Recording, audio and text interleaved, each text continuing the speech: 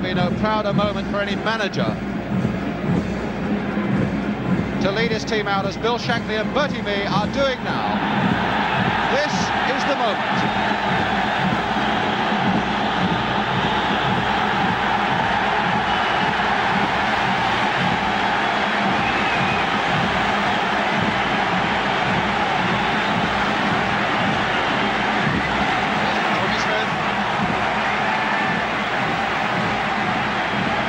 Goalkeeper Ray Clements, who caught a sight of him.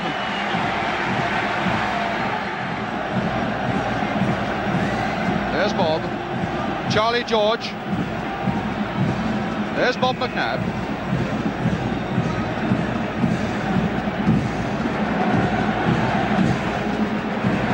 Looking perhaps in the crowd for a face that they know will be up there.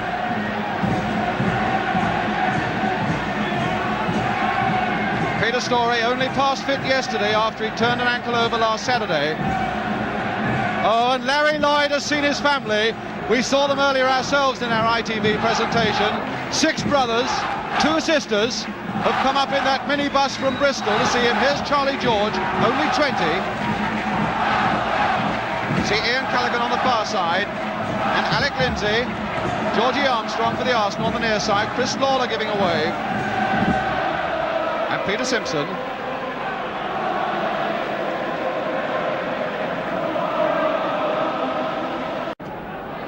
Hughes to Thompson, and away on the left is Highway.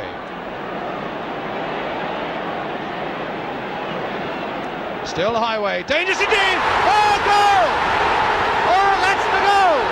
Steve Highway for Liverpool. Wilson came away from that near post, and Highway found the gap.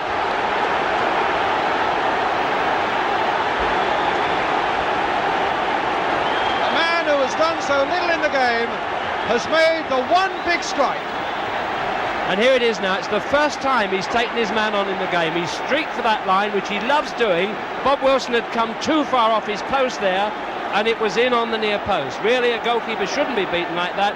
In fact, we've seen Highway do that before on television. Squeeze it in where the ball shouldn't go. So Steve Highway, unknown at the start of this season, has put Liverpool ahead in the cup final, and now it'll need all of Frank McLintock's leadership to pull it back. Armstrong then with the corner. Kennedy, or rather McLintock getting ahead to it. Lawler to pump it away once more for Liverpool.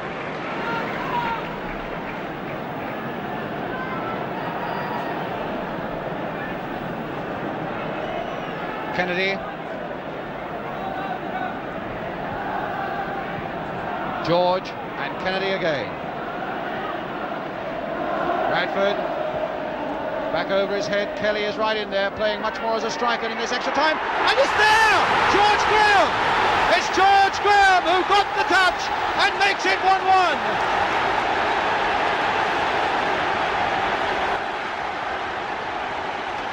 So 1-1 now. Kelly, who was right up there amongst the strikers. Well, it was a kind of muddled goal this. The ball went up high. John Radford flicks it up and takes a chance. Says, somebody go for that. And Eddie Kelly goes for it, although he's got no chance. And as the Liverpool defenders dither, George Graham's there, gets a toe to it, and it dribbles past Clements into the net. An untidy goal, but at this stage of a cup final, they're just as effective, untidy or not.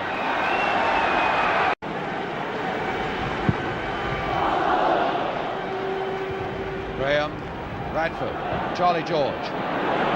Radford. Oh, Charlie George, who can hit him? Oh, a great goal! Charlie George! Oh, what a fabulous goal by George! Clements had no chance with that. And that puts us into the lead. A marvellous goal there from Charlie George, absolutely superb. A good ball there from John Radford. He sees his moment and then whack. Look how far it is from the post. Inches, fantastic goal. And now we have the side of Arsenal players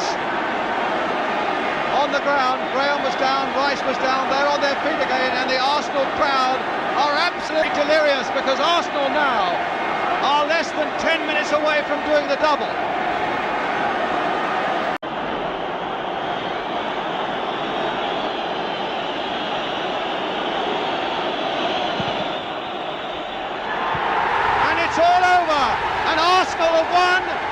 they've done the double. Frank McLintock, his losing streak at Wembley is over. 4 times here a loser, and now a brave and brilliant winner. Liverpool players lying exhausted on the turf, shattered after going up and then falling behind. So Arsenal, what a week. On Monday they clinch the league championship, and 5 days later they complete the double. Even the Kop are paying tribute, I fancy, to their own brave heroes and to the Arsenal as well, because that's the sort of fair-minded crowd that come from Liverpool. Well done, the Kop. A magnificent double, says the scoreboard for the Arsenal. Hard luck, Liverpool, and nobody would argue with that. I should think, tired though he is, he must be savouring every step, every embrace, and every moment.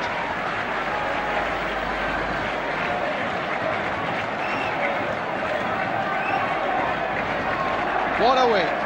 League Championship, back in the Scottish party, Footballer of the Year, and in a moment to hold the FA Cup aloft as well. What a smile.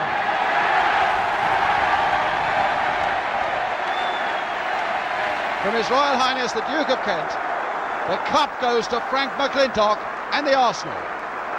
Dr. Stephen, the chairman of the FA,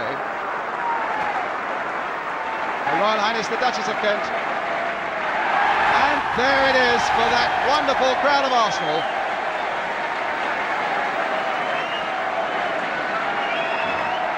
There can't be a moment to touch it. Bob Wilson and our friend Bob McNabb, scorer of that brilliant winning goal, who wins the Golden Boot worth £1,000, Charlie George, John Radford, George Armstrong, Ray Kennedy at only 19, Eddie Kelly, that brilliant substitute, George Graham, who got the first goal that put Arsenal back in it, Peter Storey, injured, who went off.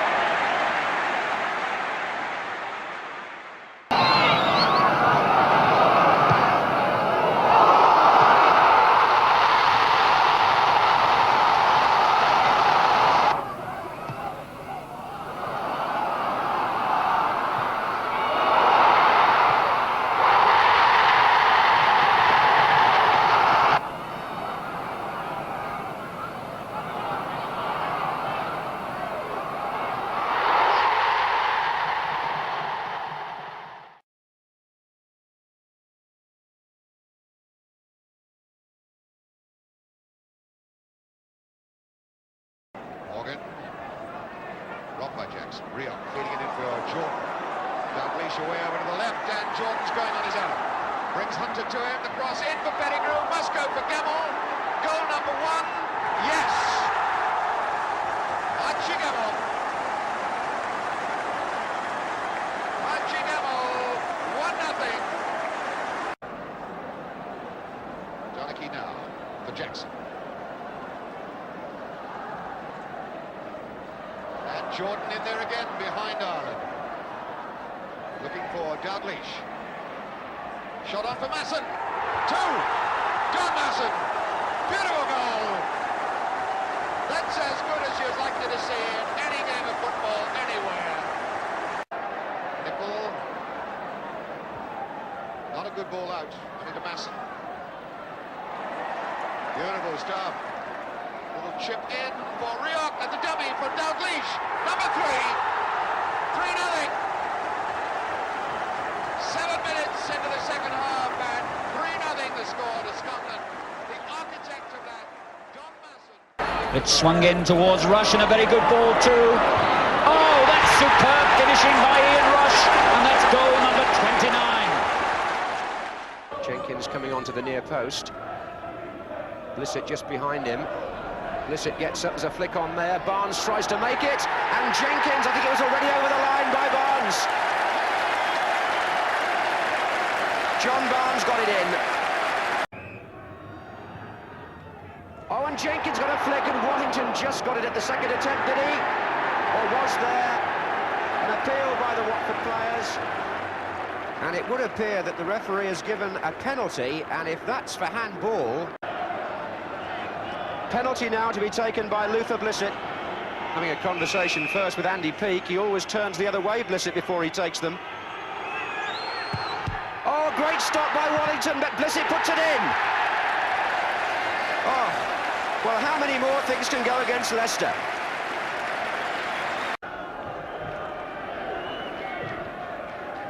Jenkins a threat again there. It was away by O'Neill. There's Callaghan. Blocked there by Peake, but he's still there. Blissett on the near post. Barnes! 3-0.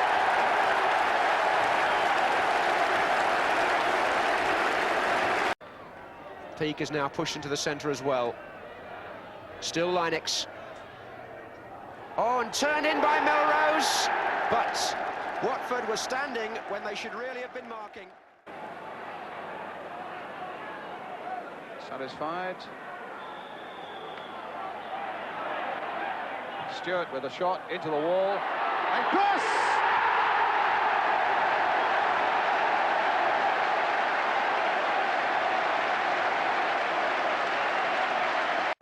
With England places for the World Cup in mind. Popple playing it wide, Moran playing it in! And it's got to go down to Kevin Moran. Although there was an aberration on the line so far as West Ham were concerned, and there was a United player in there too. And the big men amassed forward again for Wigan. Man got there, O'Keefe. Eamon O'Keefe puts Wigan in front after 22 minutes. This time it's Glenn who tries the long throw. And Bird. Penalty. Pushed by Kevin Bird into the back of Graham Barrow. And takes it.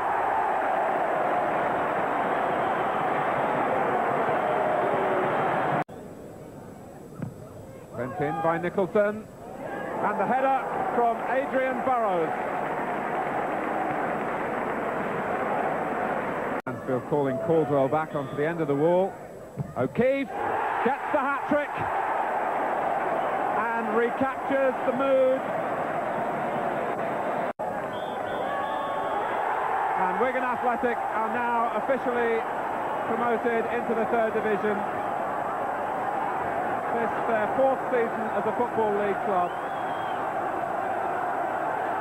The crowd come on to pay their respects, and Larry Lloyd has brought to the job of player-manager the winning attitudes he exhibited under Bill Shankly at Liverpool and Brian Clough at Nottingham Forest. And on the field and off it, he's cajoled his side to a considerable achievement.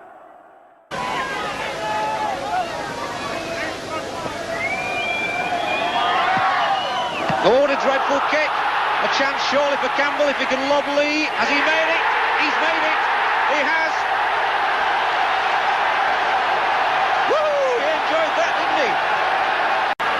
Will surely clear it as quickly as he possibly can to Cook, the back header, Campbell, oh, he lets fly first time.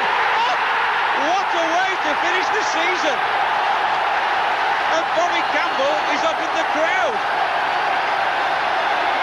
The crowd are on the pitch, scenes of jubilation at Valley Parade that you couldn't possibly have imagined. The game hasn't finished and there must be at least 300 or 400 supporters out on the pitch.